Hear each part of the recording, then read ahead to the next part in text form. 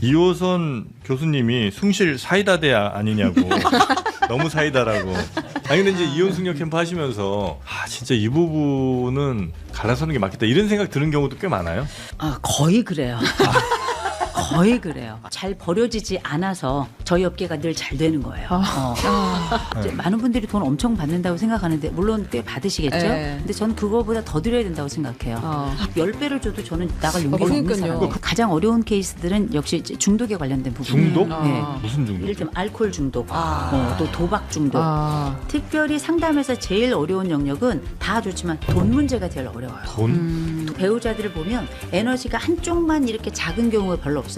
둘 다 에너지가 큰 쪽이 많습니다. 부부 생활도 화끈하게 하고요.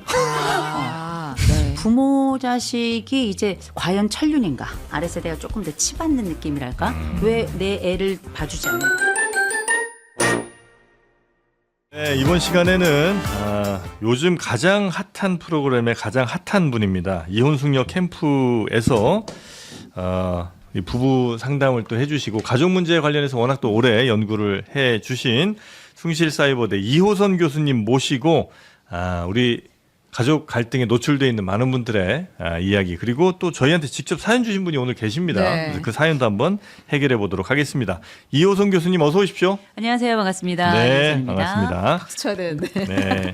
그리고 우리 교수님 오신다니까 두 기자님들이 너무 좋아하시더라고요. 뛰어들어왔습니다. 네.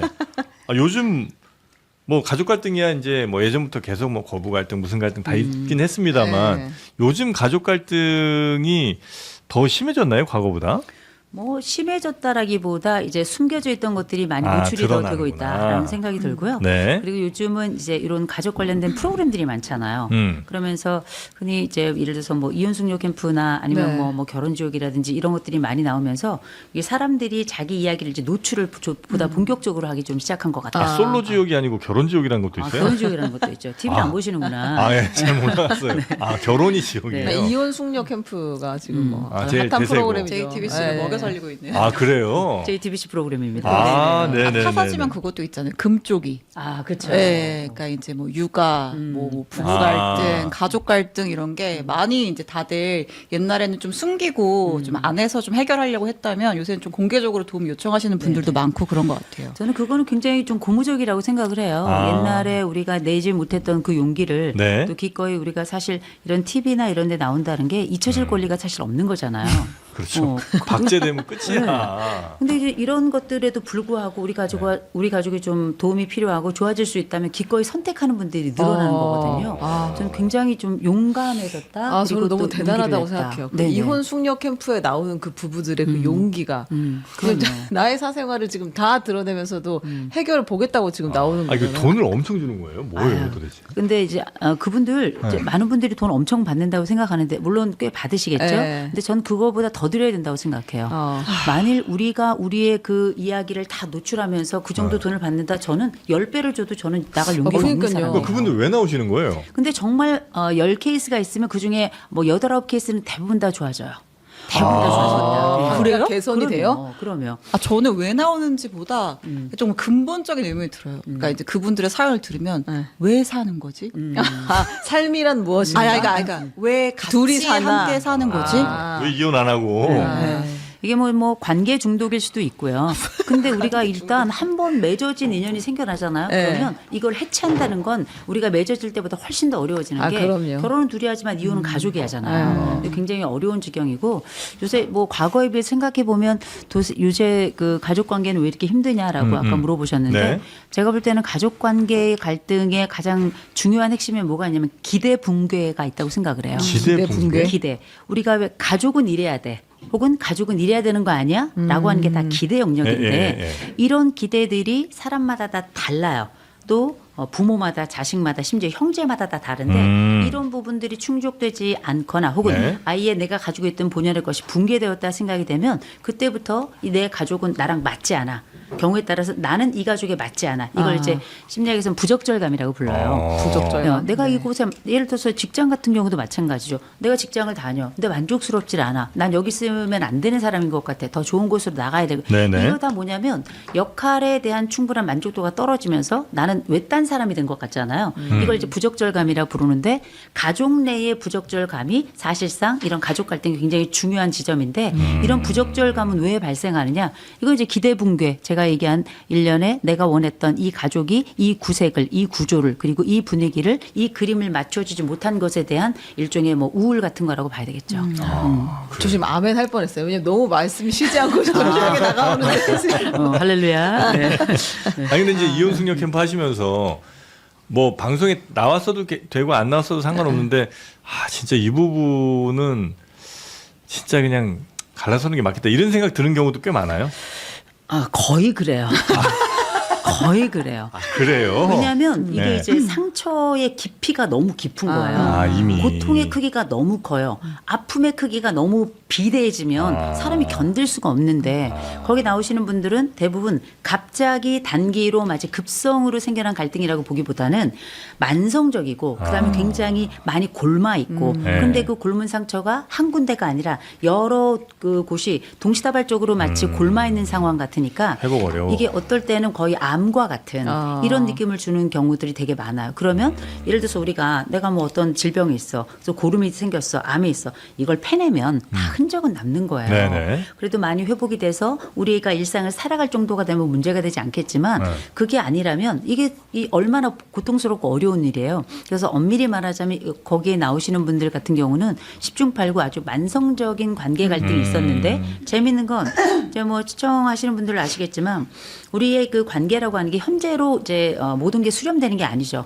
과거에도 이런 관계들이 형성되고 내 원가족하고의 관계, 형가족하고의 관계 이런 것들이 아주 너무나도 복합적이고 네네. 인생 역사 전반에서 이런 것들이 반복된 경우들이 많아요. 그러니까 이제 이를테면 거기 나오신 분들 중에 가장 어려운 케이스들은 역시 이제 중독에 관련된 부분이에요. 중독? 네. 무슨 중독? 이를테면 알코올 중독, 또 도박 중독. 아. 특별히 상담에서 제일 어려운 영역은 다 좋지만 돈 문제가 제일 어려워요. 돈 문제는 풀 수가 없죠. 아니 예를 들어서 내가 월급이 100만 원이야. 네. 근데 내가 쓰는 거는 뭐 600만 원이야. 그럼 사이 500만 원이 생기잖아요. 제정신은 아니라고 봐야 되는 거 그렇죠. 아니에요? 아니 그 부분을 뭘로 하느냐? 대출을 낸다든지 아니면 코인이나 아니면 주식을 통해서 회복하려고 하는 사람들이 있잖아요. 그래요?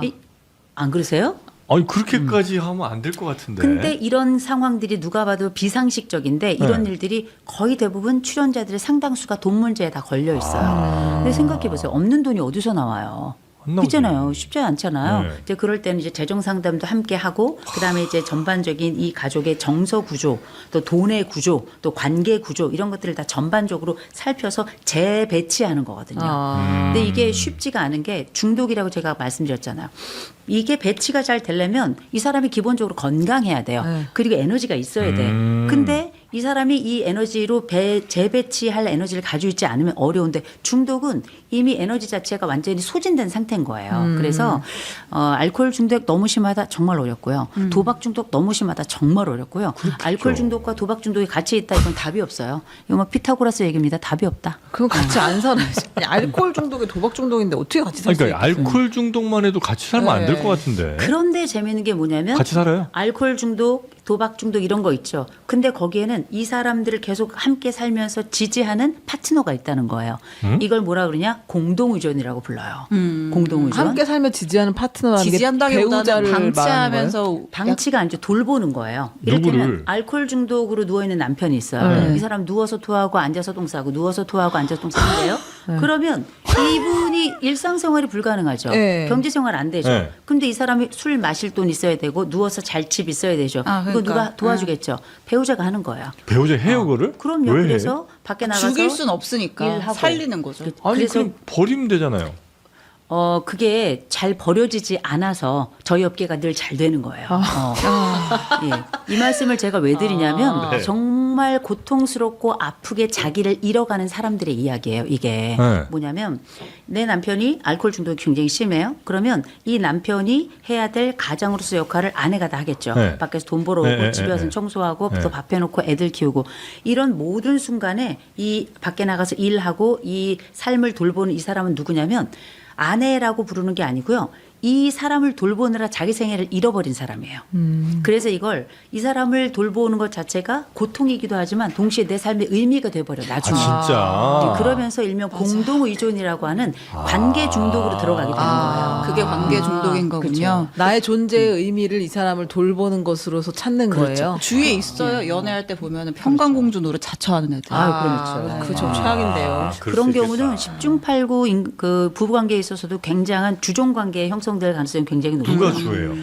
이거는 이 집에서 아무것도 안 하는 자가 주예요. 그치. 그게 재밌죠. 배째라가 갑입니다. 그렇죠. 배째라가 네. 갑인 게 누워 있어. 내가 누워 있고 내가 딱 토해. 그러면 가만히 있으면 그걸 못 견디는 사람이 닦을 거 아니에요. 그래서 견디는 자, 그 자가 이 집의 견디는 핵심이다. 연습. 네. 견디는 자가. 근데 그래서 둘 다 하면 그냥 진짜 파탄 나는 거죠. 너 아유. 그러고 살아, 나 이러고. 둘 다 하는 경우 별로 없죠. 둘 다 하는 없죠. 경우도 있어요. 아, 그래요? 있는데 이제 그 중에 둘 중에 하나가 먼저 죽죠. 보통은 술로 죽거나 아니면 뭐 아니, 네. 무슨 고통으로 그게 왜냐면 이게 아주 병리적인 관계인 거예요. 근데 그건 건 두 사람이 다 그런 경우도 있긴 있지만 이런 사람들은 서로를 오래 둘 중에 하나가 지지를 해줘야 되는데 지지를 해줄 수가 없잖아요.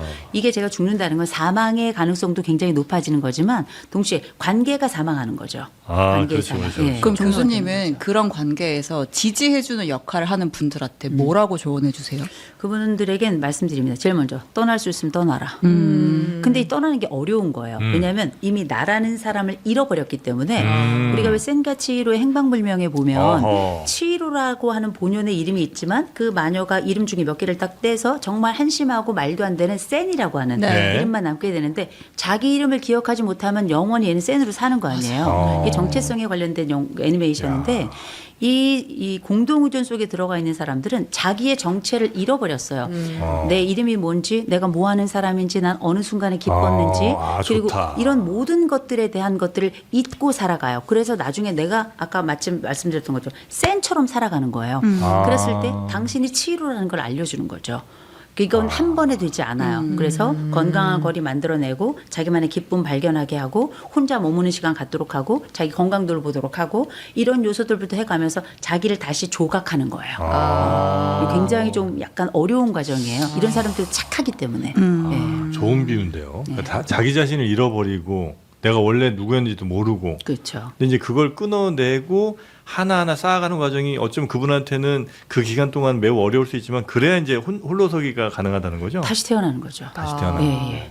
그 생가치히로에 그 막 먹보 귀신들 많이 나오지 않나 그죠? 먹다가 다 토하잖아요.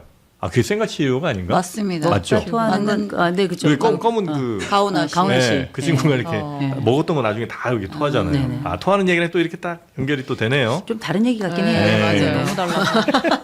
근데 다른 이제 그런 얘기예요, 경우가 있고 중독에 시달리는 경우가 있고 그다음에 이제 폭력이나 욕설 사례도 많잖아요. 안 되지. 네네. 이제 프로그램 보면 거의 삐삐삐 이 맞아. 소리가 욕을 왜 점철된 이렇게 많이 하는 회차들이 거야. 있는데 네. 이런 경우는 사실 거의 뭐 범죄에 가까운 일인데 이런 건 어떻게 해결을 해요? 이를테면 우리가 이제 폭력과 관련된 건 굉장히 심각한 거예요. 예. 그걸 우리가 진짜 폭력은 맞아보지 않은 자는 그 고통을 알 수 없는 거예요.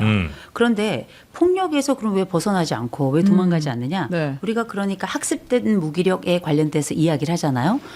내가 때려, 근데 도망가, 근데 다시 잡혀와. 때려 도망가 다시 잡혀와 이러길 반복하면 나중엔 도망가겠다는 생각조차를 못하게 되는 이런 양상이 벌어지는데 근데 이 수캠에서는 이제 뭐 물론 이런 이혼 관련된 프로는 다 비슷비슷한 측면들을 가지고 있는데요.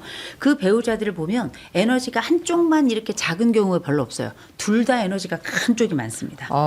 그래서 맞는 사람도 에너지가 큰 그렇죠. 사람이에요. 함께 이렇게 확 격돌하는 경우들도 있잖아요. 근데 이런 사람들은 다툼만 하고 폭력만 하고 욕설만 하는 게 아니에요. 부부 생활도 화끈하게 하고요. 그렇게 해서 그래요? 네, 서로 간에 초창기에 나왔던 어떤 커플 기억난다. 네. 파이팅 넘치는구나. 충족이 되는 거예요 서로 간에. 그래서 내가 너랑 싸우면서 내가 너를 싸움으로 사랑하는 거예요. 그건 양쪽이 같이 그럼 뭐 그럴 수도 있겠네, 그죠? 그렇게 안 살아보셔서 그래요. 이게 고통이 이건 지옥이죠. 그래요? 서로를 물고 뜯어가지고 내 배를 채우는데 그 다음 순간엔 내 거를 내어줘야지만 그의 배를 채울 수 있는 거 아니에요. 이 고통을 주고받으면서 제가 볼 때는 아주 공격적인 경우에 이게 완전히 뭐 거의 크레바스처럼 어디가 끝인지 알 수 없는 고통의 순간까지 맞아요. 내려가는데 근데 둘이는 서로 좋다는 거 아니에요, 그게? 그때는 좋은데 아주 병리적인 사랑인 거죠. 병리적인. 이 연합 자체가 아주 병리적인 연합이기 때문에 네. 그런 연합은 떨어져야 돼요. 이혼하는 게 나아요. 예를 들어 보세요. 이를테면 제가 이제 기자님 두 분 계시고 지금 영진 씨 네, 계시잖아요. 네, 정혜진 씨 네. 계시잖아요. 근데 우리가 서로 커플이 됐어. 커플이 됐는데 서로에 대해서 정말 심하게 이 방에서 나갈 수 없어요. 나갈 수 없는데 서로 간에 어마어마한 욕설과 어마어마한 폭력과 어마어마한 이 여러 상황들이 반복된다고 생각해 보세요. 여기가 지옥이죠. 그렇죠. 지옥인데 네. 여기를 나갈 수 없다고 생각하는 거예요.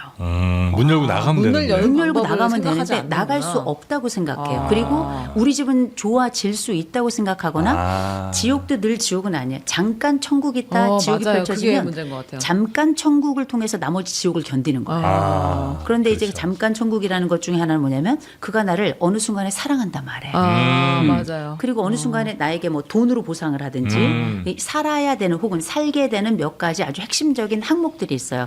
근데 요런 잠깐의 이 단맛이 나머지 쓴맛들을 견디게 하는 건데 이게 긍정적일 경우 굉장히 좋지만 부정적인 상황이 맞닥뜨리면 이걸 이 병리적 관계라고 만들고 이게 오히려 이 사람들이 더 떨어지지 못하게 이렇게 들러붙게 만드는 수요 충족을 서로 간에 이렇게 함께 필요 충분 조건을 네네네. 맞춰주면서 아주 안 좋은 관습을 형성하기 때문에 이때 이제 분리부터 시키죠. 네네. 분리부터 시키고 그리고 이제 약속을 받아야 돼요. 상담하는 동안에 절대 때리는 거 안 된다. 그리고 대신 대안적 행동도 얘기하죠. 손이 올라갈 지점은 서로 알아요.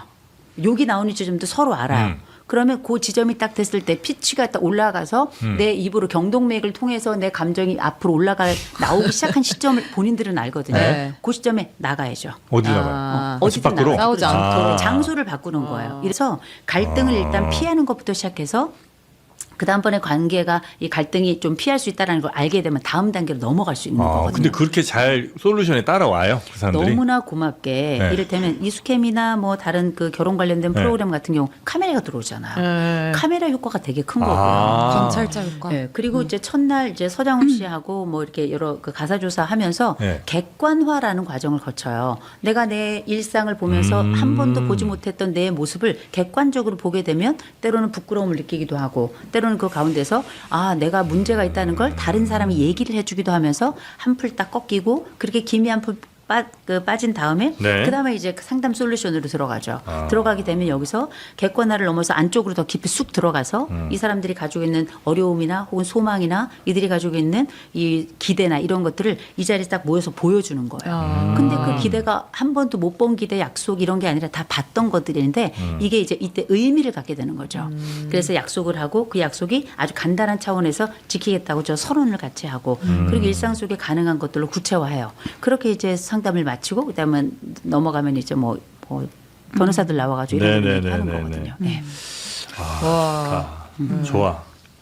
네. 어떤 좋습니다. 점이 좋은 아니, 많이 거예요? 배우고 있습니다. 네, 배울 점이 진짜 많습니다. 뭐 인간관계, 네. 가족관계 다 전문으로 하시니까 부부관계는 이제 여기까지 하고 부모 자식 간의 갈등도 요새 심각하잖아요. 심각하죠. 네. 부모 자식이 이제 과연 천륜인가? 근본적인 질문이네요. 네, 아주 물어봐야 될 시점이 왔다 싶을 정도로 어쩜 이렇게 돌아서는 가족이 많은가. 이제는 옛날하고 많이 달라졌어요. 옛날엔 자식들에 대해서 부모가 너무 간절했잖아요. 근데 요즘은 아주 새로운 현상이 나타납니다. 오히려 이제 요새 흔히 말하는 빈둥지라는 게 이제 생겨날 때가 네. 있잖아요. 아이들이 이제 출가를 한다든지 뭐 이런 일이 벌어지면 오히려 자식들이 부모를 너무 섭섭하게 생각해요. 왜냐하면 왜 내가 떠나가는데 당신들은 울지 않는가? 뭐야? 그건 좀 오바 아니야? 왜냐하면 그래요? 보통은 부모들이 자식이 떠나가고 그러면 울기도 하고 그런 또 아니면 뭐 아쉬워하고 뭐 다시 돌아오면 안 되겠냐는 식으로 그리고 내가 도울 일이 뭐냐 이런 식으로 이제 반응을 하는 게 맞는데 네. 요즘은 자식들이 딱 떠난다 그러면 빨래 끝이잖아요. 너는 그리고 네 삶을 살고 나는 그렇죠. 내 삶을 산다. 그것을 엄마는 왜 내 애를 안 봐줘? 이런 거에 서운한 그렇죠. 거예요. 이런 요소들이 이제 많이 생겨나면서 사실상 우리가 생각했던 그 과거의 일종의 관계 공식들, 감정 공식들이 이제 많이 깨지고 있거든요. 있거든요. 근데 그 공식들이 오히려 윗세대는 조금 적응을 하는데 아랫세대가 적응이 좀 안 되는 양상들이 좀 생겨나고 예. 오히려 이런 양상들을 해결하기 위해서 아랫세대가 조금 더 치받는 느낌이랄까? 왜 내 애를 봐주지 않는가? 그리고 왜 우리에 대해서 해야 될 정서적 지원뿐만 아니라 경제적 지원을 하지 않는가? 왜 할머니가 학원비 안 내주나 뭐 이런 뭐 거예요? 그런 것들까지 들어가는 거죠. 네. 근데 그 부모 자식 간의 관계랑도 이제 관련이 있는 건데 저희한테 사연이 하나 왔어요. 네네. 네, 그래서 그거를 이제 짧게 좀 소개해드리면 어떻게 제가 하는 게 나을까요? 아니면 신 우리- 기자님이 하는 게 나을 것 신 같습니다. 기자님이 하시는 게 나을까요? 제가 할까요? 네. 네, 저희가 이제 이호성 교수님 모시려고 사연을 받아봤는데 읽어볼게요. 간단하게. 네. 저는 아이 둘을 육아 중인 30대 엄마입니다. 다들 시댁과의 갈등이라고 하면 고부 갈등을 생각하는데 저는 시아버지와 감정의 골이 깊습니다. 시아버지가 무심코 뱉는 말들이 상처가 되고 특히 임신 중에 했던 발언 행동은 돌이킬 수 없는 강을 건너게 만들었습니다. 정말 인연을 끊고 살고 싶은데 남편이 너무 효자고 아이들이 태어나면서 끊어낼 수가 없습니다. 문제는 제 분노가 시어머니를 향해서도 표출된다는 겁니다. 어머님이 아이들도 봐주러 오시고 하는데 어머님이랑 있는 것도 너무 불편하고 자꾸 화가 납니다. 어머님한테 얘기를 했더니 아버님은 원래 말을 좀 그렇게 하는 편이다 라고 인정을 하면서도 털어놨으니까 담아두지 말고 그냥 좀 잘 지내자 라고 하십니다. 저는 제 마음을 다스리고 싶은데 그게 잘 안 돼서 자책하게 되고 또 시어머니한테 자꾸 거칠게 언행도 하게 됩니다. 네. 시댁과의 관계 안 보고 살아야만 해결될까요? 지금 이 글을 쓰는 순간도 시부모님과 잘 지내고 싶다는 생각이 안 드는데 어찌해야 할까요? 저는 이제 이 사연을 약간 들으면서 제가 느꼈던 건 뭐냐면 네. 이 며느리도 약한 며느리 아니다. 너도 할만하지 할 않냐? 만한 기센 며느리다. 오죽했으면 아버님이 그러겠냐? 네. 이거. 아니 아버님의 실수가 분명히 있었어요. 네. 실수가 있었는데 우리가 왜 부모라고 해서 또 어른이라고 해서 다 성숙한 거 아니거든요. 근데 이제 참 다행인 건 이 집에 보니까 남편이 효자고 또 동시에 그 시어머니가 사연에 문제가 많아. 아이 둘을 육아 중인 네. 둘이 육아하면 너무 힘듭니다. 네. 그다음에 이제 남편이 효자면은 힘이 듭니다. 이제 보니까 되게 어려운 게 많습니다. 이 집이 그렇죠. 지금. 근데 이제 효자인 건 힘이 드는 일이 맞아요. 그러나 효자기 때문에 당신을 사랑했다는 것도 기억해야 돼요. 다른 사람에게 네. 이 선한 마음으로 다가가는 내 부모에게 선한 마음으로 다가가는 사람은 또 다른 연인에게도 선한 마음으로 다가가서 아, 좋은 그래요? 남편이 되려고 애를 쓰거든요. 근데 재밌는 건 이제 저는 시어머니예요. 시어머니가 뭐라 했냐면 딱 보니까 시어머니가 내 남편이 너한테 잘못했던 거, 시아버지가 너한테 잘못했던 거, 좀 네 아버지가 원래 좀 말이 좀 심했다. 시어머니가 대리 사과를 한 거예요. 네, 네. 대리 사과를 했어. 근데 어떻게 분이 안 풀려 며느리가 분이 안 풀려요. 그래서 어떻게 보면 저는 이 시어머니가 이렇게 사이에서 중재를 하려고 했더니 조금 풀어지는 게 아니라 오히려 시어머니에게 더 거칠게 지금 나가고 있거든요. 어머님도 네. 싫어요. 그렇죠. 이랬죠. 이거는 제가 볼 때는 이 어머니께서 뭐 중재를 잘못했다라기보다 이 며느리가 사실 어머니가 사과한 이후에 오히려 시어머니에게 조금 더 강하게 나가거든요. 사람은 다 누울 자리를 보고 다리를 뻗습니다. 그래서 이 명언 어머니가 쏟아집니다. 약하니까 그냥 이 어머니에게 쏟아내도 되는 그 대상인 거예요. 전 이거 우리 며느리도 힘든 부분이 있긴 했지만 본인도 보통 사람 아니라는 거 먼저 알아야 된다는 거. 네. 그리고 두 번째로는 일단 사과를 받고 싶으면 시아버지께 가셔서 이 정도 그 기가 센 분이라면 아버님 직접 받는다. 제가 사실 참 섭섭했습니다. 아. 그런 말씀하셨는데 그 임신했을 때도 그렇고 그때 그 말씀을 하셨을 때 제가 좀 마음이 많이 상했는데 아버님 전 이 얘기를 담고 있자니 참 어렵습니다. 내 혼자 천불이 나와서 있는 것보다는 한 번쯤은 안 만나 어차피 이래도 안 만나고 저래도 안 만날 거면 한 번쯤 만나서 그냥 직접적으로 말씀을 좀 드려보시는 게 어떨까라는 생각이 들고 두 번째 시어머니 얘기 이거 풀면 안 돼요. 시어머니 요새 시어머니들 다 뒤꿈치 들고 다닙니다. 며느님 깨실까봐 다 뒤꿈치 이렇게 들고 걸어 다니시는 거거든요. 근데 보니까 이제 그러면 남편은 뭐 했냐 이런 얘기 나올 수 있죠. 네. 효자라서 부모님께 아무 얘기 못하냐. 제가 볼 땐 이 남편은 부모님께도 말을 못하는 분이지만 아내님에게도 말을 못하는 사람이에요. 왜냐하면 이 중에 이 집에서 제가 볼 때 가장 안 된 사람은 아들이에요. 남편? 네, 남편. 네. 왜냐면 그 아버지한테 아들은 얼마나 또 당하고 자라났겠어. 그러니까 아빠한테 말을 못해. 그런 면이 있다는 거를 이제 아시고 이제 말씀해 주신 요는 뭐냐 요청하시는 게 내가 이 집하고 안 만나야 되느냐.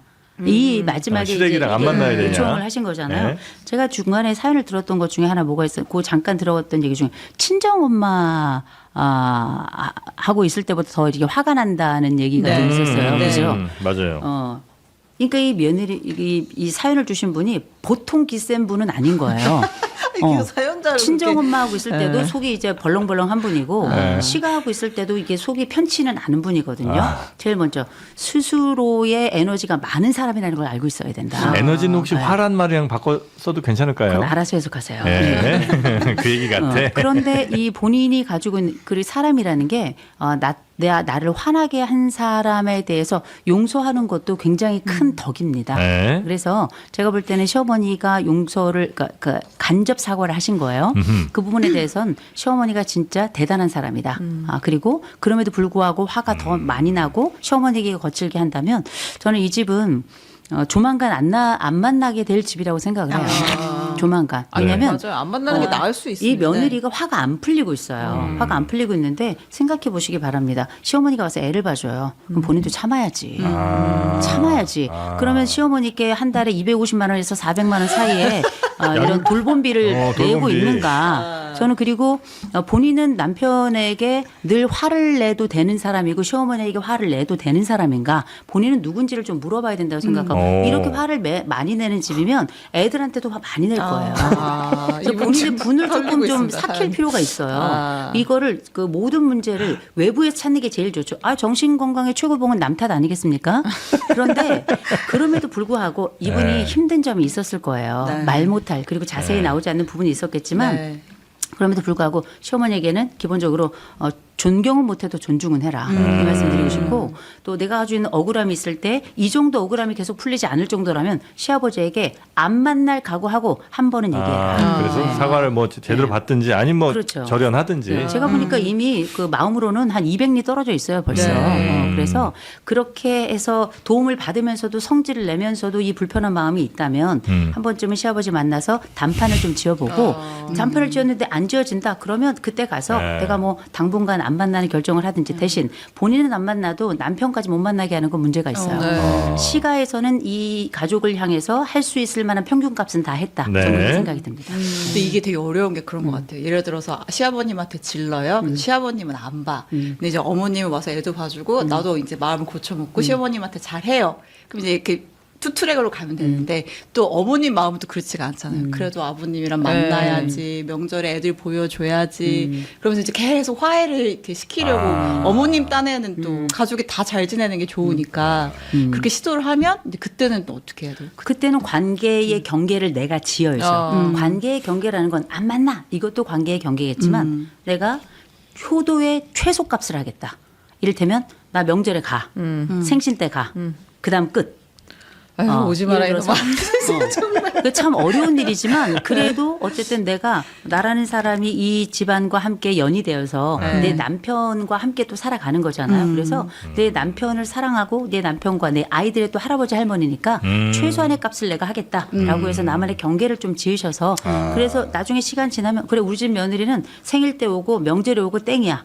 그러면 이제 어련히 그때 되면 오려우니 이렇게 생각을 하고 특별히 더 기대하지도 않고. 그렇죠. 네. 그때 갔더니 또 시아버님이 또 막 막말해. 아니야, 근데 제가 봤을 때 아버님이랑 막 진짜 한번 정말 뭐라고 맞짱을 뜨면은 한번 아버지가 대면을 하게 되면 그냥 어머님이랑도 안 본다고 생각하면 맞는 것 같아요. 아, 그래요? 안 가는 게 이제 맞습니다. 그때부터는. 그래. 남편과 아버지가 애를 되면 정기적으로 어려워. 보내주는 거죠. 아니 이런 사람 진짜 많아요. 맘카페에 가면. 근데 그래요? 대부분의 결론이 그냥 쓰신 분은 가지 마시고 남편과 아이들만 그럼요. 계속 뭐 그럴 보내세요. 수도 있겠 그것도 하나의 경계네. 네, 그죠? 네, 그렇죠. 네. 경계는 여러 가지가 있겠지만 기본적으로 이 아내는 이 제 사연자는 시어머니에게 육아와 관련된 도움을 받고 있다는 걸 알고 있어야 돼요. 그거에 대한 땡큐는 해야 된다. 그러니 시어머니에게 성질을 그렇죠, 내는 그렇죠. 거는 하지 말아라. 그럼요.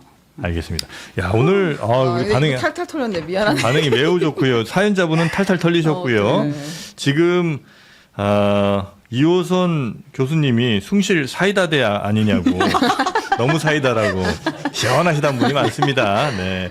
앞으로 종종 저희 정기적으로 한번 네, 이거 너무 사연 좀 차면 힐링 되는데 이거. 교수님과 아니 함께 영혼이 막 쏟아지네요. 인간관계 좀 같이 좀 상담 좀 자주 하면 좋겠다는 생각이 좀 듭니다. 워낙 또 요즘 그 이수캠이라고 하나요? 네, 그것 때문에 이수캠. 바쁘시긴 하시겠습니다만 그래도 한 번씩 저희 좀 찾아주시면 대단히 감사하겠습니다. 자 오늘 저희가 아쉽다. 왜냐면 뒤에 또 우리 하정우 수석 나와야 하정우 돼가지고. 수석 있잖아요. 네. 네, 그래서 오늘은 여기까지만 좀 하고 네. 다음에 또 모시도록 하겠습니다. 숭실 사이다대 이호선 교수님 대단히 고맙습니다. 고맙습니다. 감사합니다. 광고를 또 그리고 참 제가 요거는 꼭 말씀을 드리고 싶었는데 깜빡할 뻔했네요. 일동제약에서 GQ랩이라고 장 건강에 정말 좋은 이런 솔루션 하나가 또 나왔습니다. 가족 문제로 우리가 스트레스 받았죠. 그럼 어디에 문제가 생기냐? 장이랑 피부에 먼저 트러블이 생깁니다. 그렇습니다. 네, 그래서 일동제약 GQ랩 요거 한 포면 장 건강, 피부 건강 동시에 잘 챙길 수가 있고요. 또 포스트 바이오틱스라고 우리 프리바이오틱스 있죠. 그다음에 프로바이오틱스 있죠. 그다음에 포스트 바이오틱스가 있습니다. 이게 전문가나 알 수 있는 네, 건데 말이죠. 맞습니다. 제가 과학을 보다 또 알고 있잖아요. 그래서 요거는 위산이나 담즙산 또 소화 효소에 영향을 받지 않기 때문에 장까지 안전하게 도달합니다.